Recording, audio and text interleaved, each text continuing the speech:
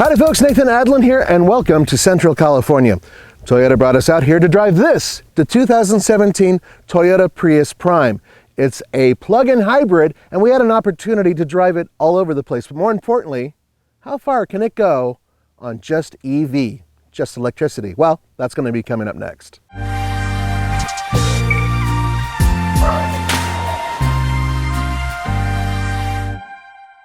This is basically the same power plant that's available in the regular Prius. Now, in this case, it puts out combined 121 horsepower, 90 kilowatts. Now, it is considered, this is according to Toyota, to be one of the most efficient engines, talking about the engine now, in the world. The other part of this is the fact that it has an eCVT, an electronic, continuously variable transmission, powering the front wheels. This vehicle is supposed to go up to 25 miles on just electricity alone. Range. And what's cool, what they did do that's, I think, fascinating, is they've increased the top speed for electric power to 85 miles per hour. 84. Is it 84? 84. This entire cockpit is completely different than the old Prius. And the regular Prius. Yeah, it's going to take some getting... Because it's got the gigantic screen in the middle there. Massive screen. The gear lever is now really on the dash as opposed to being on that central structure that used to be right here.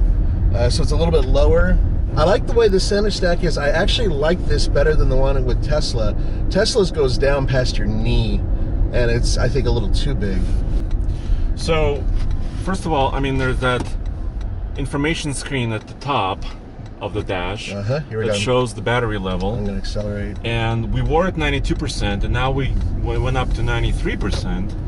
So we're actually gained a little bit under braking. Which happens a lot. With regular electric cars, that tends to be the case as well. You might start out at 70%, and then as you're driving through traffic, it'll bump up a little bit before it starts going down. And that's, once again, batteries are getting warmed up. That's allowing the regenerative braking to put a little extra juice in there. Those types of things actually helps. And plus they have to kind of recalibrate and, you know, recalculate how much power you've used.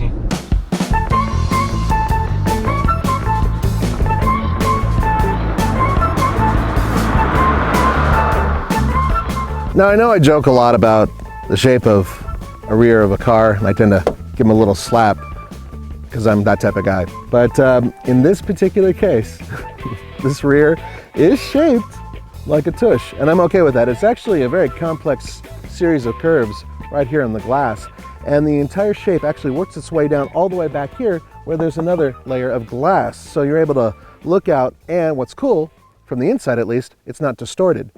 The negative is you can't have a rear wiper on here. But what I'm really impressed with, and one of the reasons they had this embargo, is because of the price. Yes. And I was not expecting them to say what they did, which is this vehicle is $3,000 cheaper than the one it replaces. Is that it? I believe it was. Yes, and it's also, first of all, it starts at $27,100. Right, that's before rebates. For the base model, yeah, before government rebates. Before any of that. Yeah, and the big number the Toyota mentioned was, well, they're going up against the Chevy Volt, which is also a plug-in hybrid. Yeah, I got a few things to say about that too. And it undercuts the Volt by $6,000. It does. So it's a value proposition in terms of how much tech you're getting and reliability and all those other things that Toyota touts. They added a heater to the battery. Yes. It's a lithium-ion battery. They added a heater for colder climates, which, you know, we experience, you know, cold winters in Colorado. Yes, that's right. So that should help. It should help. And what's cool is that they've taken, from the page of Nissan and some other guys who've done electric vehicles, you can actually pre-program the vehicle itself while it's plugged in at home to fire up 10 minutes before you're ready. Now, what I mean by fire up is if you have a heater inside the vehicle that you want set at a certain level, it'll do that. It'll make the vehicle warm or cool for you before you actually get to the car using the voltage from the plug-in. So that way you're not using it from the vehicle. That way when you get into it, it's nice and comfy and ready to go. And of course, at the same time, it's preheating the batteries, which means they'll run much more efficiently if it's a cold climate. And all of that is very new for them. And they have, on top of that, an app that you can go, if you need to, while your vehicle's parked, and you can fire it up and make sure it's cool or hot or whatever you need, even if it's parked on, you know, a few miles away. So one of the issues I had with the overall design, and Andre is on my team on this one, these don't look very good. These are basically hubcaps, but I'm guessing they put these on the vehicle for aerodynamic reasons. They're very easy to remove. Now look what's underneath. I mean, that's actually a half decent looking wheel.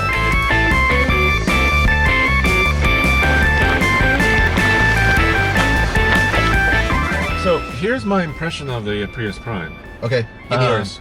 So whenever I'm in the regular Prius, right? Yeah. And I'm in EV mode, and I hit the EV mode button, and then I go over like a certain speed, like 20 miles an hour, and the engine kicks on. Right. I'm like, I wish I had more EV mode. Right. You know, just I'm in the mood of EV, you know, electric driving. Right. And the regular Prius doesn't do that. So this is cool, in my opinion, that you actually have full speed range.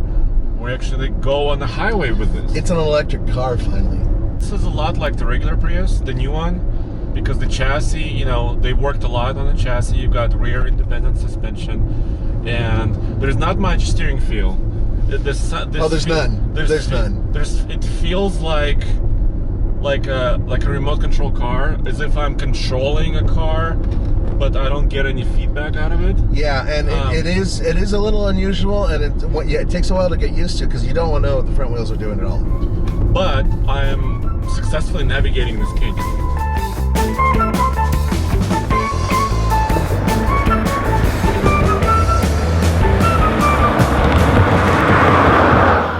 Why 25 miles of EV range in this Prius Prime?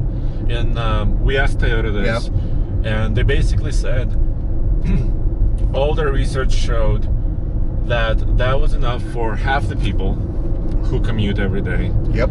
And if you charge at work, that covers 80% of the vehicle. Right.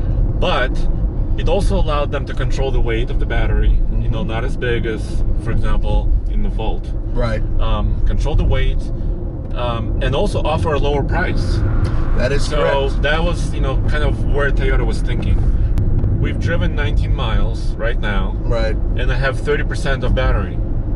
Dude, that's not bad. I mean, 30% left over still. And Toyota is famous for underrating a lot of their vehicles to make sure that they get the numbers that they advertise.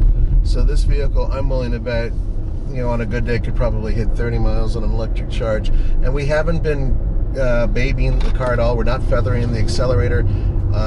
We have the air conditioner on, and it's blowing at medium. I mean, this vehicle is being used. It is 80 degrees outdoors, which is a kind of an optimum temperature, actually.